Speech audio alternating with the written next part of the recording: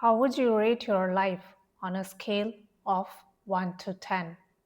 10 being utterly happy and contented, while 1 being thoroughly dissatisfied, and other levels in between indicative of the states between these two extremes.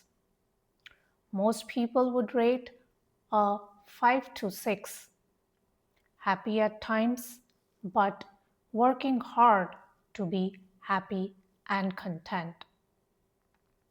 Which begs the question, why are we not at an 8 to 10, mostly joyful and satisfied? We live in an age of comfort and convenience. Most of us have our needs covered and then some. Yet, our contentment levels don't reflect that. In fact, it seems to be getting worse. We are more connected than ever. We have more access to information and resources. Yet, our happiness levels are plummeting. Why? It's because we are overexposed to a lot of information and data on social media, internet, TV, movies.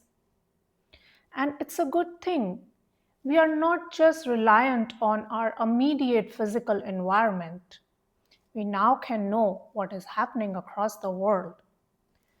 But all this information also has a debilitating impact. We now know the millions of experiences that we are missing out on. It feels addictive to watch other people indulging in interesting and amazing experiences. We get hooked on watching bite sized content of people enjoying things.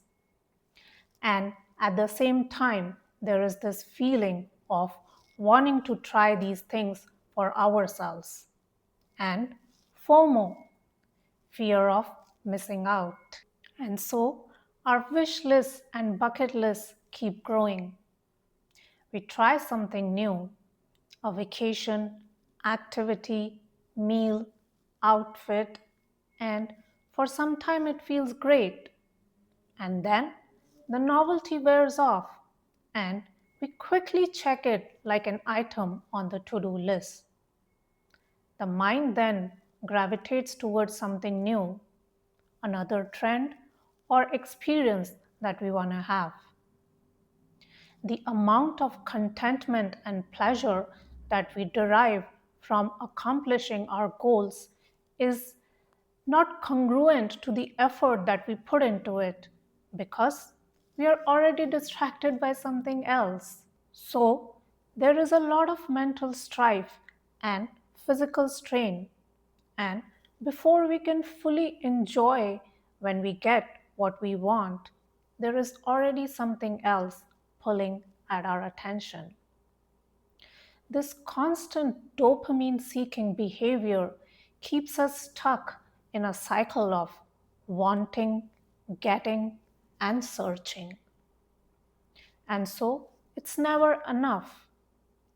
Even when we achieve a big goal, we may feel pleasure for a longer period than a short term dopamine surge, but eventually we start looking around and see our physical surroundings and virtual surroundings and try to find out what is missing and start strategizing to achieve it.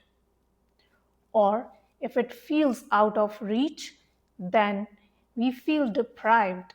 We start blaming ourselves, others, or get angry or depressed. We feel we were dealt a bad hand, life is unfair, and so on. But if we take a deeper look, we will realize we are doing it to ourselves. Number one, we live in an age of information overload. We consume data without discernment. We don't put any filters on what quality of content we are consuming and for what amount of time. That's why we are bombarded by viral, addictive, and stimulating content. And it is not only just virtual environment, even in our physical environment, we need to be conscious about what quality of conversations, gossip, and behavior we are engaging in. Number two, because we see others having experiences and deriving pleasure from it, we automatically believe that we also need to have these experiences. Now, this could also be driven by peer pressure, a need to stand out and grab attention, and stay relevant following trends. So, what's the alternative? We gotta understand that once we get caught in this behavior, we gradually start assessing our own worth based on these outside markers. And yes, I agree, we require things, possessions, amenities, experiences, but it has to be at a level where it is delivering value to us. Deriving comfort and pleasure from these is all right, but deriving our own sense of worth and meaning from them is where it gets insidious. We make possessions and experiences symbols of our identity. Now, pursuing possessions is not wrong, but if we determine our significance on their basis, then we'll have to keep adding more to keep up with others, both in virtual world and around us. That's why discernment is important, both online and in reality, so that we can define what we want, why we want it, and where we draw the line. Just because everyone is doing it is not reason enough. Sure, we can look at others, get inspired, and try to achieve things for ourselves, but only if they feel right and true to us. This judgment is important because that way we can define what is meaningful to us. In this case, we are not seeking external validation but internal approval, and so the goal will feel more satisfying. Each one of us has to do it for ourselves. What is significant to us? This can include needs, wants, desires, possessions, experiences, finances, but the finer points will vary for each individual. And so we can stick to our own lists and we don't have to go running around chasing items on other people's lists just so we can prove that we are the it crowd, relevant, or higher on the social ladder. The external validation may provide short term satisfaction like a dopamine hit, but real contentment comes from within when we are self assured.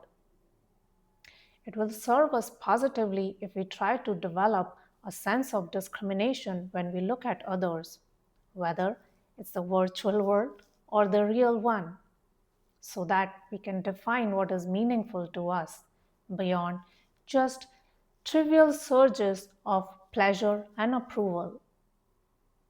This will help us have a depth of experience instead of just going through innumerable surface level experiences. Superficial experiences leave us feeling dissatisfied, empty, and wanting for more, whereas there is richness in the deeper experiences.